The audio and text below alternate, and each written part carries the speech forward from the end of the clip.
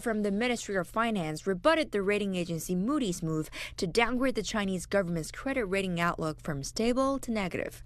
Moody's noted that China's fiscal support for local governments and the property sector poses risks to its fiscal, economic, and institutional strength. The Chinese official called Moody's concerns about China's growth prospects and fiscal sustainability unwarranted, adding that the Chinese economy compares favorably with the global economic recovery. This was supported by citing a gross domestic product increase of 5.2% year-on-year in the first 3 quarters, along with recent forecasts for multiple international institutions projecting around 5% growth for this year. This view is also shared by Mr. Hong Hao, the chief economist of the Grow Investment Group, who believes that the analysis of one rating agency does not represent all viewpoints. He deems it completely unnecessary to take Moody's downgrade seriously. I mean, China has A1 rating, with a stable outlook before this downgrade. If you look at in the recent weeks, the development has been mostly positive, right? So economic data is showing us that, going into the fourth quarter, things are actually turning out better than expected.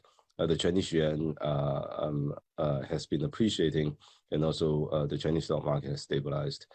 So I think, going into the next year, as long as the property sector doesn't get much worse from here, then the outlook of the Chinese economy is actually stable, right? So it's more stable than this year, actually.